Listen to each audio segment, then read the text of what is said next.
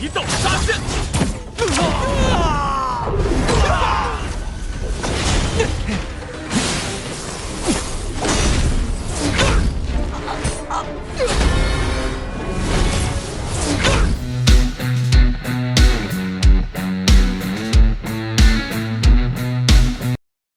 Halo guys, halo semuanya dimana kalian berada, jumpa lagi bersama Mimin di channel Alur Cerita Film. Dan bagaimana kabar kalian? Tentunya Mimin selalu doakan agar kalian semua dalam keadaan baik, sehat, dan bahagia selalu. Pada episode kali ini, Mimin akan merangkum sebuah film dan web series yang berjudul Martial Master untuk part terbarunya. Bagi teman-teman semua yang belum sempat menonton video versi sebelumnya, kalian bisa langsung menontonnya. Linknya ada di deskripsi. Dan jangan lupa bagi kalian baru mampir untuk sobat selalu channel ini terus agar Mimin tetap semangat dalam menghibur kalian semua. Oke, tanpa berlama-lama lagi, Mimin langsung saja masuk ke dalam alur cerita Martial Master. Pada episode sebelumnya, Qin Chen sangat terkejut ternyata di lantai ketiga terdapat niat pedang yang sempurna. Ia pun langsung berkultivasi di sana. Di saat Qin Chen dan Nona Xiansu sedang berkultivasi, ada seseorang yang mengintainya, yaitu Wu Jun, murid dari sekte esensi bumi. Dan ia akan memberitahu kepada Tuan Muda Sui tentang keberadaan Qin Chen dan Nona Xiansu. Lalu ia pun pergi untuk memberitahu. Sesampainya di sana, ia dihadang oleh pengawal Tuan Muda Sui. Lalu ia mengatakan kalau dirinya akan melapor sesuatu yang sangat penting. Mereka pun menemui Tuan Muda Sui untuk melapor. Ia melapor kalau dirinya telah bertemu dengan Lord Qin Chen dan Qin Chen sedang berkultivasi di lantai ketiga di tempat di mana ia berlatih. Lalu Tuan Muda Han Fei bertanya siapa saja yang bersama Qin Chen. Ia pun menjawab kalau Qin Chen bersama wanita yaitu Nona Xiansu. Tuan Muda Sui tahu kalau Ye Muming dan Nona Ji tidak lagi bersama Qin Chen. Dan jika perkataan Wu Jun benar, setelah membunuh Qin Chen, Tuan Muda Sui tidak akan memperlakukan Wu Jun dengan buruk. Wu Jun pun berterima kasih kepada Tuan Muda Sui. Lalu Tuan Muda Sui meminta Wu Jun untuk memimpin jalan untuk menemui Qin Chen. Wu Jun pun memimpin jalan menuju ke tempat Qin Chen berkultivasi. Tak lama kemudian, Tuan Muda Han Fei diberitahu kalau Sui Luxing dan rombongannya telah pergi dan tidak lagi bersama Qin Chen. Ia mengira kalau Sui Luxing pergi untuk memasuki lantai keempat menara niat pedang.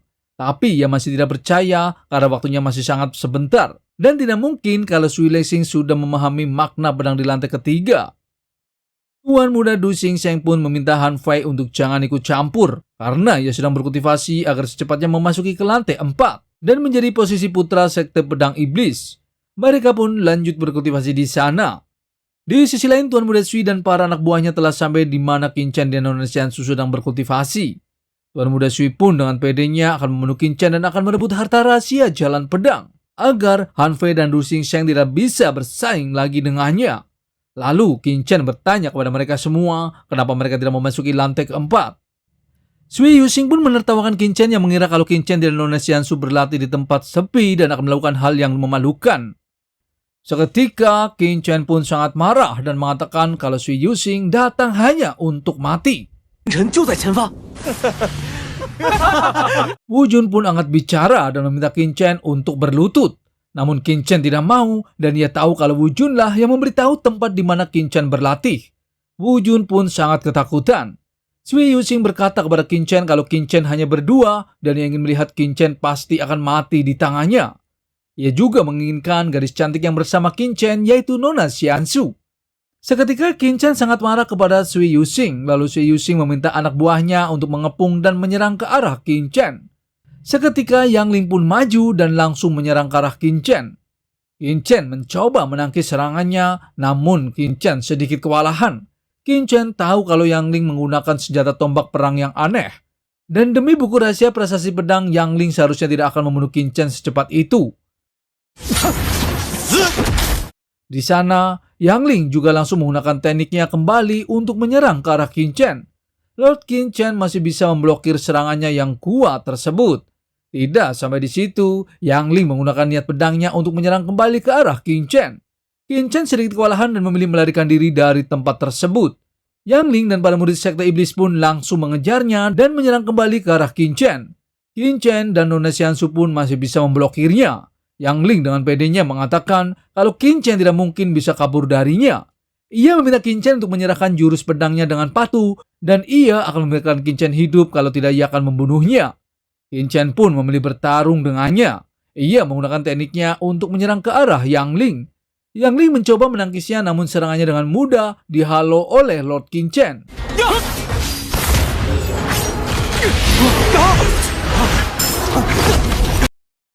Lalu Yang Ling meminta Sui Yuxing untuk membantu dirinya untuk menyerang Qin Chen. Sui Yuxing pun meminta anak buahnya untuk maju dan menyerang ke arah Qin Chen dan membunuhnya. Seketika anak buah Sui Yuxing pun menyerang ke arah Qin Chen. Namun serangannya dengan mudah dihalau oleh Lord Qin Chen dan membuat semuanya terpental dan terluka. Sui Yuxing mencoba menggunakan teknik bayangan iblisnya untuk menyerangnya. Akan tetapi serangannya juga dengan mudah diblokir oleh Lord Qin Chen dan sedikit pertarungan pun terjadi.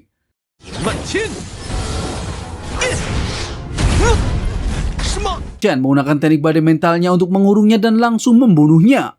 Seketika Yang Ling pun mati hancur tak tersisa. Qin Chen juga langsung mengambil senjata Yang Ling. Para anak buahnya pun sangat terkejut dan ketakutan. Di sana, Qin Chen tidak membiarkan mereka melarikan diri. Qin Chen langsung membunuh mereka semua dengan teknik pedang pembunuh dan hanya tersisa tuan muda Sui Yuxing. Seketika Sui Yuxing sangat terkejut dan tidak percaya kenapa Qin Chen begitu kuat. Tidak sampai di situ, Qin Chen juga langsung menyerang ke arah Sui Yuxing. Sui Yuxing mencoba memblokir serangan Qin Chen. Namun apa daya Sui Yuxing seperti semut di hadapan Qin Chen. Sui Yuxing masih mencoba menggunakan tungku penghancur jiwanya untuk memblokir serangan Qin Chen. Qin Chen tahu kalau tungku penghancur jiwa adalah barang yang sangat berharga yang memiliki pertahanan yang sangat kuat. Jadi, Qin Chen menggunakan formasi pedang ekstrimnya untuk menyerangnya kembali. Lalu, Sui Yuxing menggunakan jurus terakhirnya untuk bertahan. Namun apa daya, ia pun terpental dan terluka oleh serangan Qin Chen.